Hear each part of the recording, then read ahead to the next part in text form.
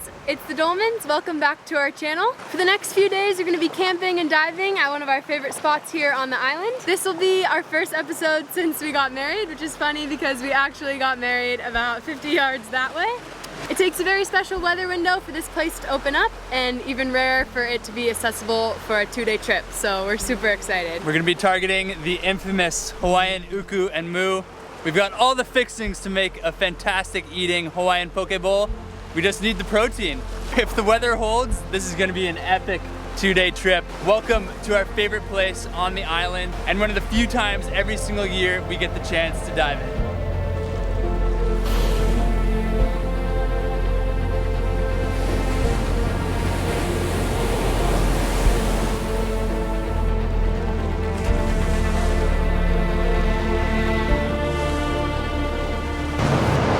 Okay, we're just standing here at the dive spot debating on whether or not we should go in. A few of the key factors that we look for obviously are swell, so the entry and exit. The last 30 seconds of your entire dive is probably the most dangerous when you're pretty tired and you're trying to get out of the water. Getting in is always a little bit easier, but getting out can definitely be a little bit trickier. The other thing that we have to take into consideration is the direction of the current. So as we're planning these shore dives, we have to take into account the current just because of our exit and entry point. We have this spot relatively figured out. You never have the ocean completely figured out, but in the past we've had success here because we timed the current right. So we have a few exit points to the west and the east, and depending on which way the current is going, we'll utilize one of those.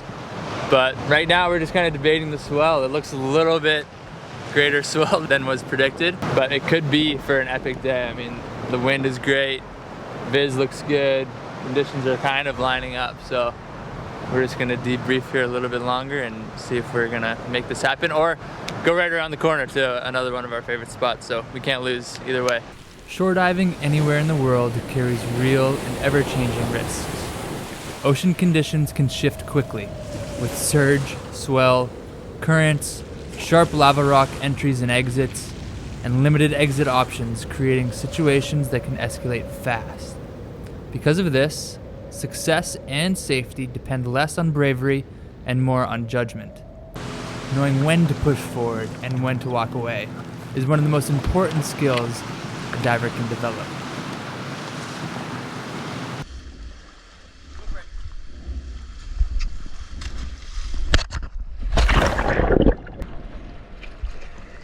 Making educated, conservative decisions based on conditions, ability, and situational awareness is what turns a dangerous environment into a very manageable one. We both agreed that the swell was exceeding our comfort level, so we opted to move a few miles down the coast to a little bit less exposed corner of the island.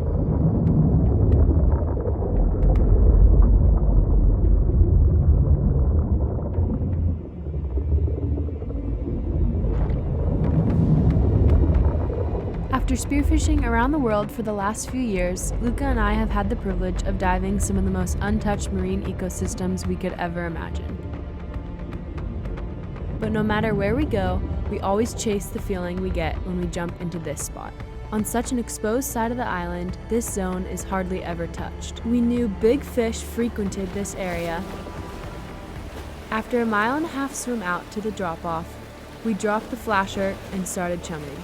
Almost immediately, we had a big school of ballyhoos and opelu in the chum line. In Hawaiian waters, opelu play a central role in the predator-prey balance. These fast-moving, schooling fish act like a mobile food source that concentrates energy into one place, which naturally attracts larger hunters. When opelu schools gather, predator fish aren't far behind. Species like wahoo, tuna, and other pelagics key in on their movement, density, and behavior. For divers and fishermen around Hawaii, understanding this relationship is more than just ecological trivia. It's situational awareness. Predator fish don't just appear randomly. They follow opportunity. Reading and understanding the body language of opelu schools can reveal when predators are nearby, how they're hunting, and whether conditions are building towards action. It's a living example of how the reef and blue water communicate. Sometimes, all that commotion draws in something higher up on the food chain. The frantic flashes of opelu and the vibration of a struggling school can travel through the water. and we had this beautiful juvenile tiger shark cruise on through. Its arrival changes the mood instantly. The bait tightens, the smaller hunters give space, and the entire scene shifts from frenzy to awareness. Where other predators dart and chase, this species moves deliberately, investigating the chaos as an opportunity.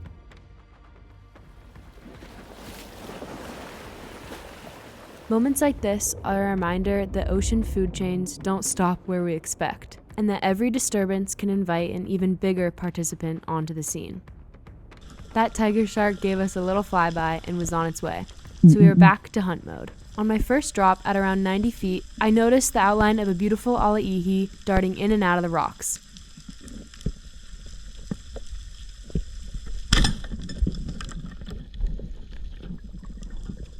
My first one of this species, and an incredible fish for the dinner plate.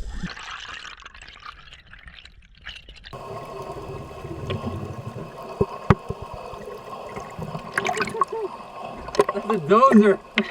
That's the alaihi. That's sick! I saw it, I was like, get better. With Grace landing that gorgeous looking alaihi, a bit of the pressure was off, as we now knew we had at least something to eat tonight.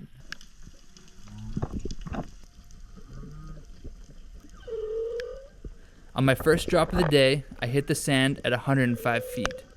On my descent, out of the corner of my eye, I could see two very healthy yellow spot papillos, one of the most treasured fish on the reef, responsible for producing some of the most highly sought after sashimi in the world. I threw out a few calls, hoping to gain their trust. Being serenaded by these humpback whales definitely makes these dives easier, as you can just lock in on their sounds and push back that super annoying urge to breathe. Unfortunately, being as it was my first drop of the day, I didn't have as long down here as what was required to make it happen on these fish, so I kicked it back up to Gracie and told it that this spot was turning on.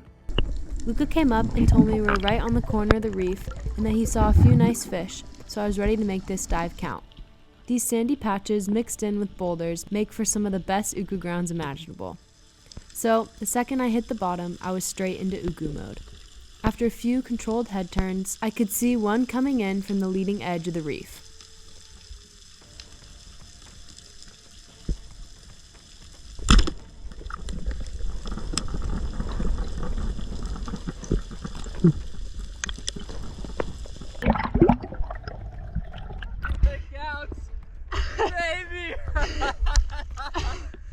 It's tiny, but I had to. Come here. Yes! Even though it was a smaller fish, I was still so stoked to land my first Hawaiian uku. For anyone who has chased this fish in Hawaii from shore knows how rewarding this feeling is. Luca dove but had nothing come in on him. The current had completely died, but we were still on a great section of this reef. My heart was still racing from excitement as I hit the bottom. I threw out a couple grunts and patiently waited to see if any predators were in the vicinity.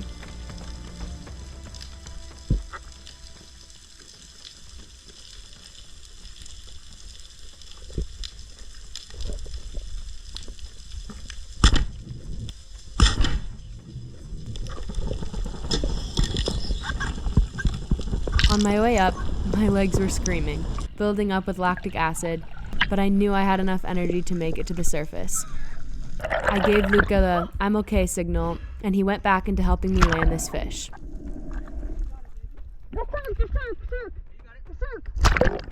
That Galapagos hit the flasher really hard, but something spooked him and we didn't see him for the rest of the fight.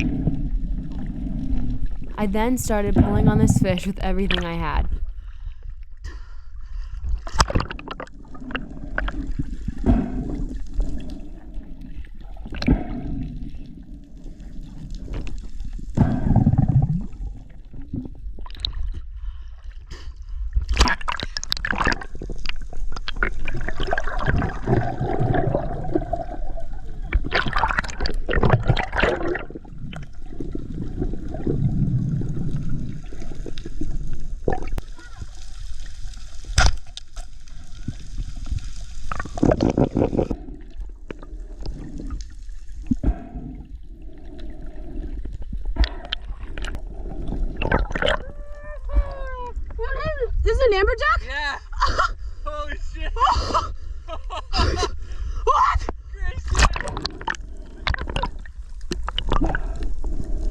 I'm shaking. Baby!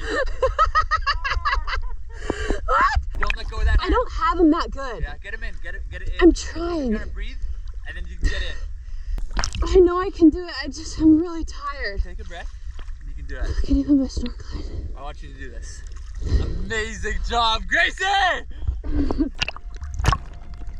Such a rad experience getting to land this fish. It's not every day you come across a fish over 20 pounds on a shore dive in Hawaii, so I was beyond stoked. 3 beautiful fish on the stringer. I was so fired up for Grace that I almost didn't realize she was diving me out of the park. 3 drops and 3 fantastic fish. I knew I had to step up my game or get left in the dust. I sent one deep, knowing that all that commotion the amberjack just caused could potentially bring in some dinosaurs.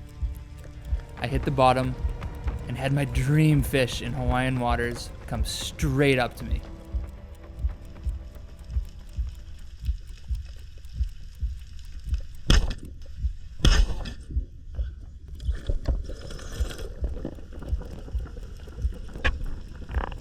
I hit this fish with what I thought at the time was a good holding shot, but he had one big run at him and the flopper never deployed. Bro, I don't know. I have to look at the footage. What's happening, Luca? Double gill plate, and it came off. I think the flopper closed. I haven't had a fish hurt this bad in a long time. I'm estimating that uku would have gone in the mid-20s. A true fish of a lifetime in Hawaiian waters from shore. I was gutted. We still can't believe that Luca lost that fish. But experience has taught us that these things happen and you can only control what you can control. I'm sure Luca made sure to tune his flopper after this dive. After Luca got reloaded, we found ourselves drifting over a sandy patch, and I could see from the surface a huge school of milkfish. So I took a drop and tried to get them on camera.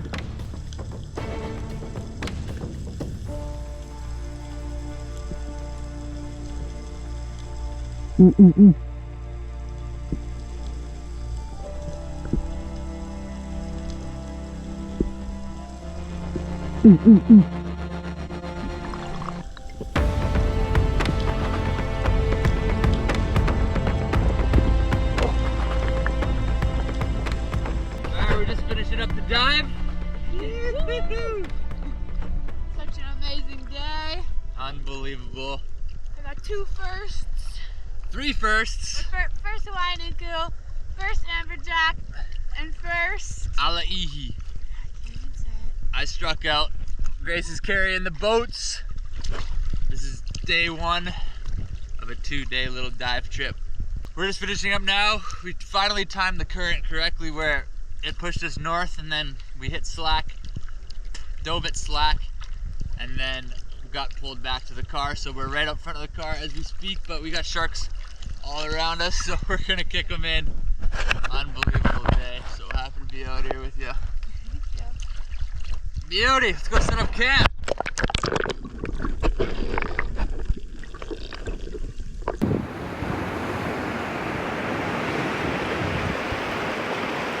Let's just go out of the water.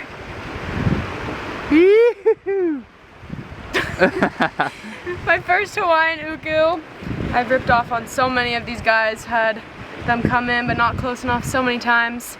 I saw this guy and I knew he was on the smaller side, but me and Luke are camping tonight, so this would be a great little dinner for us. And then literally the next drop, this guy comes in. It scared me. I was like, I turned my head. Oh my gosh! I was like, that's a weird looking trevally. I've never seen one of these in the water. And then it came closer to me. I was like, it's an amberjack. And then my gun has been doing this weird thing where it doesn't fire. So I tried to shoot. I was like, oh no. But then it actually came closer to me, and I got a nice headshot. It wasn't a stone shot, but we had a nice little fight. It gave us a nice fight. And we're coming home with dinner. And what happened getting out? She lost her fin getting out, but we found it. Luca is my hero and found it after found like it. 30 minutes in a tiny little crevice. Grace was carrying the team today. I struck out. I got nothing to say other than let's go, Gracie!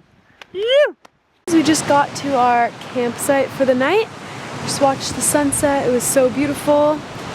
Had an awesome dive, an awesome day on the water. We started off the day by seeing whales breaching and some dolphins. It was so beautiful. Water was so clear, so calm, very rare for us, so it was a nice treat. So we're gonna cook up the uku and alaihi, have some dinner, and look at the stars. Because setting up our home for the night. Yes. We're a little bit tired. Just a little bit. We're gonna go to bed super early. Are you recording? Yeah. In our fancy little tent that we got set up right in front of the dive spot, so we wake up early tomorrow and go. We got Grace in there getting the air mattress set up.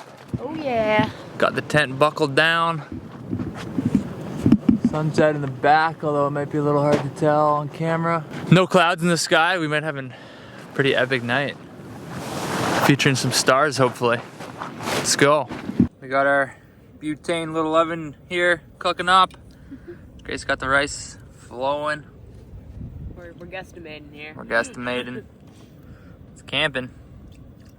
I'm going with that. We're gonna wait for it to boil and turn it down. And we're gonna cook. And we're gonna fillet the uku. Okay. Uku poke. Filleting her first Hawaiian uku. Beautiful. Grace just whacked those 2 fillets off. Now she's skinning up the uku. We're starving. It's like 9 o'clock. It's coming. It's coming. The rice is done. So we have the uku all diced up. Put some tomato sauce. Drench it because we both love it. That is a lot of work, Grace. A lot of work to make this happen. A lot of sauce, but it's all good. Yum. Oh my gosh, I'm really excited. You look beautiful.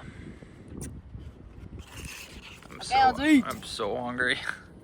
Cut up an avocado. Luca's trying to start a fire. It ain't working.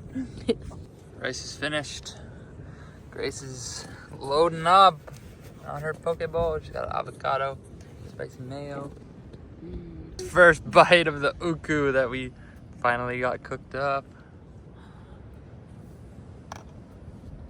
10 out of 10. 10 out of 10. It's so good. This is what spearfishing for us is all about. We get to go out there, work really hard, gain a much larger appreciation for what we're eating. I mean, how much effort did this fish take? Like, we All day. drove 2 hours this morning, got in 2 drifts, 6 hours in the water, 3 fish. 3 fish, and we're eating good. Thank you, Grace, for supporting the team. Okay, I got some unagi sauce on there. Careful. You do not have to be careful with furikake. Okay, Luca's first bite, Luca's first bite. My first bite, my first bite. Thank you, Grace. Look at that thing. It's a beautiful.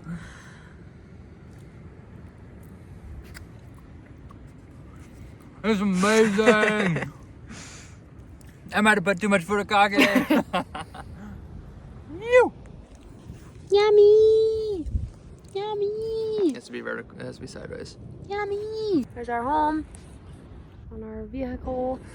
And there's about 1 billion stars you can't see, but they're so pretty. And you can hear the ocean. And this is why we kill ourselves for 6 hours. Wow. Come in!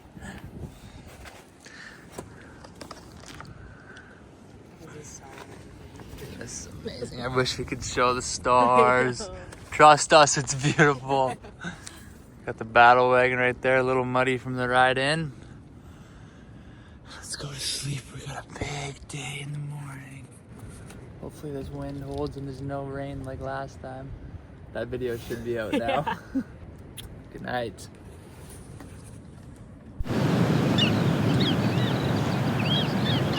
Morning. Good morning! It's freezing. Oh, it got a little bit chilly last night. It's a little bit cold. But look at how beautiful. Good morning, everybody. Here's our little camping setup. Truck got a little muddy on the way in. We got a little cold last night, so we had to throw the topper on. Hi. Hi.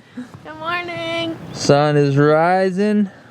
Beautiful morning. Conditions look extremely favorable. Low wind, definitely some swell, but we just got to get some energy together. Got to get out there. We're gonna send the drone up really quick. Try to show you guys a better view. Stoked. Get some pancakes going. Gotta get some pancakes going. We got a fancy little butane. What do you call this, Grace? Griddle? Yeah. And we're gonna cook up some pancakes, man. Pancakes. We got pancakes going, looking at the ocean. Pancakes on the griddle, man. Let's go. Our ideal morning. Our perfect morning. How long have we been talking about doing this? So long. Finally, it works. We finally got the right gas. Finally got some weather. Forgot a spatula, so we're gonna try this out. No pressure, you're on cam. Golden brown. Guys, that is my wife. It's so crazy. She's got pancakes on the griddle. Probably done. Look how pretty she is. Look at the camera, Gracie. Wow.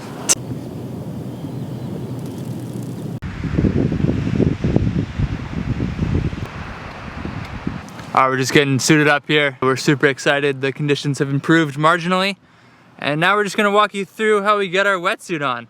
These are called smooth skin open cell suits. They're notoriously difficult to put on because of this open cell neoprene and rubber-like material on the inside. So Grace is gonna walk us through what to do here. Okay, to get your suit, find a flat spot preferably. Then open it up, pour a little bit of this wetsuit mixture. It's just water with some powdered wetsuit lube. Put in the main area. I like to put a little bit in each arm. And then just mix it around, make sure it's all in your wetsuit and the arms, everything. Pretty good. Take your wetsuit, make sure nothing's on your wrists. Put one arm all the way through. Put it as high up as you can. Make sure your back tail is out. Same thing, and then you're gonna find your head hole. I like to put my arm through it so I know where to go. And hold your breath. And boom! Pull it down. Like a pro. Get the front and the back. Then you're just gonna clip it on. It's okay. That was the first take, ladies and gentlemen. Good job, Gracie. Right before we were about to jump in the water, I noticed a few large splashes just a few hundred yards offshore.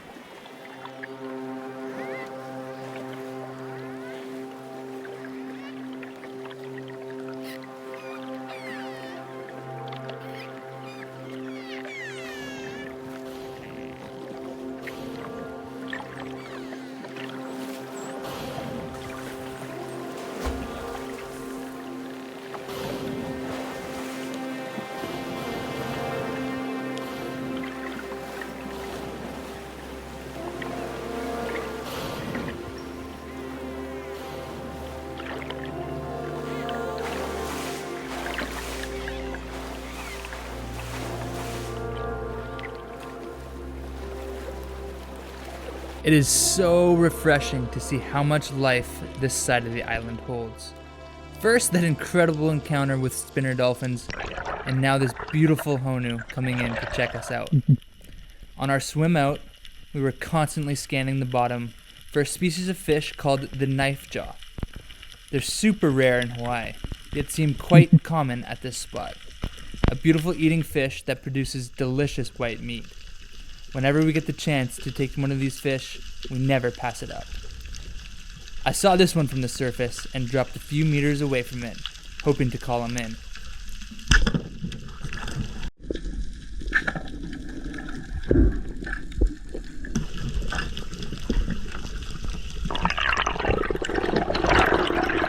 beautiful eating fish, and my first fish of the trip. I was stoked. We're on the board.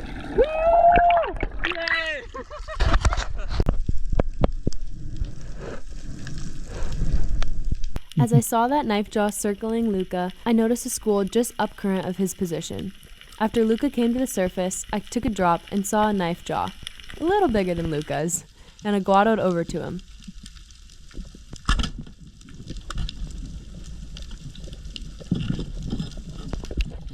Placing a nice holding shot and doubling up on these beautiful eating reef species.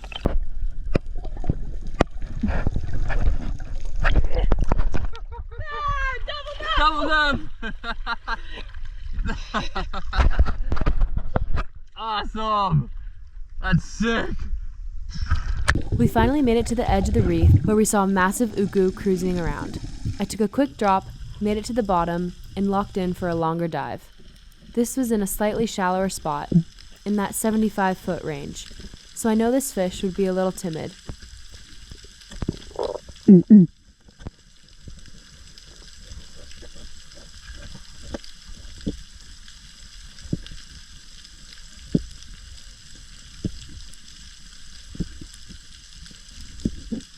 I pushed the breath hold into that 2-minute range, but this fish knew the game and never gave me an opportunity.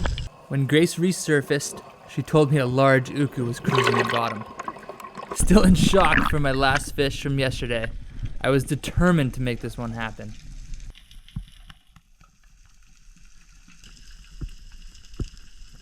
I hit the bottom and immediately got charged by a small uku. I wasn't about to lose another opportunity, so I let it fly. This one almost confused me more than the last, and after slowing down the footage, I could see that I hit this fish super low, strung it, and then it ripped off, all in the span of a few seconds. Heartbreak again. Empty-handed, I kicked it back up to Gracie. Luca came up laughing, knowing he just blew it again. But I wasn't about to let his bad luck affect my diving. I took a drop and saw a few amilus on my way down. I hit the rocks at 98 feet and put my head down, hoping to attract one of those amilus. I slowly lifted my head. You can't tell here because my GoPro angle was off, but to my surprise, a dozer moo came rushing in. I put a nice holding shot into this fish, but he darted straight for the rocks. I let my reel go and started kicking back to the surface. Halfway up, I felt the reel grind to a stop. I knew I could be in a bad position as the current had just picked up. I let go of my gun and called Luca down for the assist. This is a great example of how diving as a team not only provides safety, but helps land more fish. I heard Grace pull the trigger, so I immediately began to slow my heart rate down and prepare for a dive. I saw her flash me the OK sign, so I knew she was good, and immediately swam down past her and untangled the moo. This is a great situation for everyone to learn from. If Grace never flashed me the I'm okay sign, I would have never attempted to go after the gun and just safetied her to the surface, ensuring she was okay. We cannot stress enough how imperative it is to dive as a team. A simple situation like this can escalate quickly if you're alone. I got a moo! Are you okay? Yeah, okay.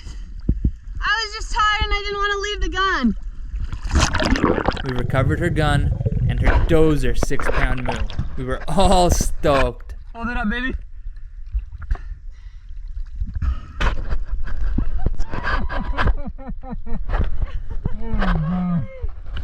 I saw it from afar, and then I put my head down, like scratch and throw a couple grunts, and then I look up and it's like heading straight for me, and then my gun did the thing again. Oh my gosh. But then it just stayed and even got like a tiny bit closer, and I hit it a tiny bit high, and then it got tangled in the rocks, and I tried to swim it up, and I was so tired, so I called Luca down. It all worked out. And then we landed my first Hawaiian moo. first uku, first Hawaiian moo, first amberjack, and then Nice job. and then a massive shark came in, and we're getting huge GT. We're getting sucked offshore, so we're gonna bomb it in right now.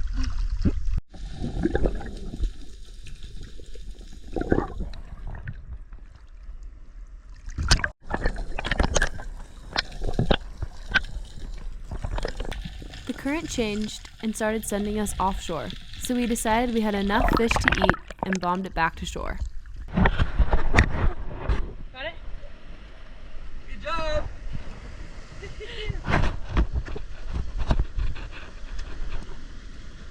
Dude, that thing's a tank.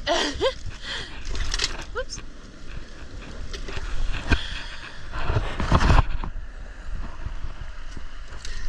Alright, we just hopped out of the water. Unreal dive. Not as productive of a drift as we had initially thought, because we had planned for the current to be moving one direction, but it was moving the other, as is kind of a common trend recently for us. But on our way out, we managed to poke a few nice little fish. We have some beautiful knife jaws. Doubled up. Luca Doubled went up down, on some- shot one, and I saw there more, so I took a couple drops and I think we saw both like scored. 10 Saw so just many. right there, right up front. So cool. We just kind of went with the current. It was maybe about a knot and a half of current pushing us the opposite way, so we decided it was okay for a bit, but then it started pushing us offshore, and then Grace, take it from here. Yeah, so we got to that zone and I took a drop. Initially, right when I got to the bottom, I saw some type of trevally in the background. So I kind of threw out a couple grunts. I also saw some moo kind of farther. So I thought maybe I'll put my head down, see what happens. Put my head down, scratch and threw out some grunts. And then I looked up expecting a trevally in my face, but a moo was coming in. And I shot it, and my first Hawaiian moo. I was so excited because I'd been trying to shoot moo for a long time, but can't fully commit to putting my head down for the full time, or I do and can't get close enough, but this one finally acted how it should have. And How came was into that for me. your first moo? That thing is huge. Yeah, so very, very excited about my moo. Epic And the day. knife jaw, obviously. Such a rad spot. After she shot that moo, a big shark came in and a massive alua, maybe like 70, 80 pounds at least, came in. It was like as big as a shark. But if we had shot that bugger, there's no way that we'd be out of the water right now. We'd still be fighting the thing, trying to get it out. But unreal day, unreal dive. Catch of the day. Woo! On the Alchemy fins at the Kumo gun. Thank you guys so much for staying to the end of the video. We had an epic 2 days diving and camping, living off the ocean, kind of. A little bit of glamping situation going on, but we had the best time ever. Grace with 2 incredible catches, picking up my slack, watching that amberjack just rush in on her was pretty epic. Fighting that thing on the surface, it dragged you down a little bit. Yeah. It's a strong fish. Finally, we had this vision of camping, going diving, getting our own food, cooking it up right there by this dive spot, and we finally made it happen. Had some pancakes in the morning and just an epic time. I think that's gonna conclude the video. Thank you for staying to the end, and we will see you guys on the next one. Bye.